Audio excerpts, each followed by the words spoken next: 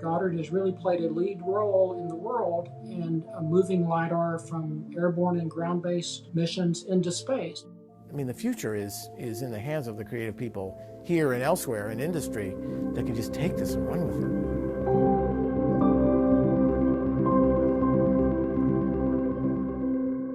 We've revolutionized how we look at our own world, and the future is wide open.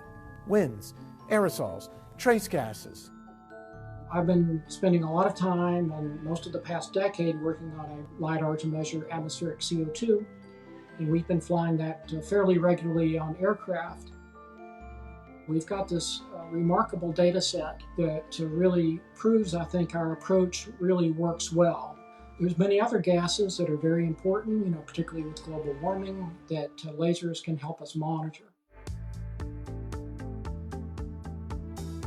Over all these years, we've developed these different techniques and lasers and detectors and put all those together into a recent system that we've just started working on, the hazard detection LiDAR.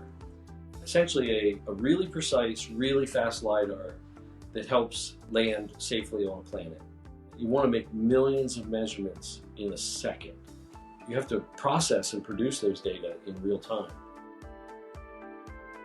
This technique is giving us better understanding of where we live, where we want to live, where we want to explore in ways that are fundamental.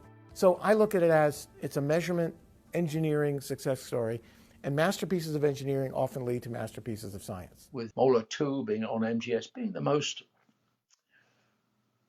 ones I look back on most, as being absolutely, they really shook me up as well, and I think they shook up the community as well and said, what you could do with a laser ultimately.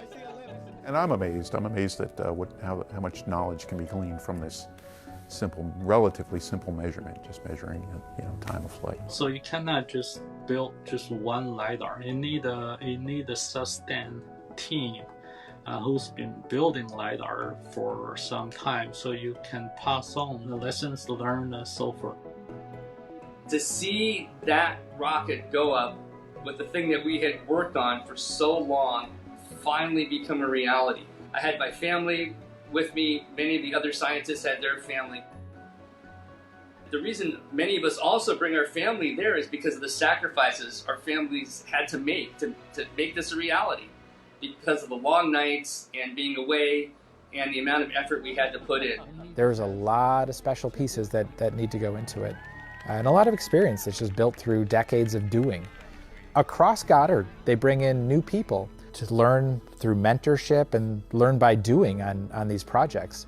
What I love about NASA, and in particular Goddard, is still this way, but it was really a meritocracy, meaning it didn't matter what school you went to, what degree you had at some level, right? That just got you in the door, but how you progressed through NASA was really based on what you did.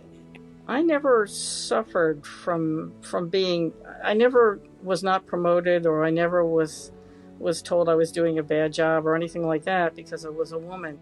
Well, I think Goddard has been a fantastic place to work. When you get to work on something new and exciting, that is privileged. It's a privilege. Getting good people to work with you, knowing what risks to take, those are key factors in success of all these things. It's working with the scientists.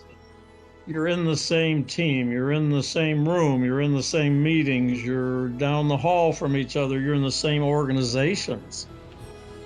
Our successes of the past are due to some very simple things.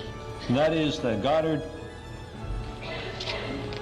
is, as a center, a people with an incredible dedication and devotion to their work.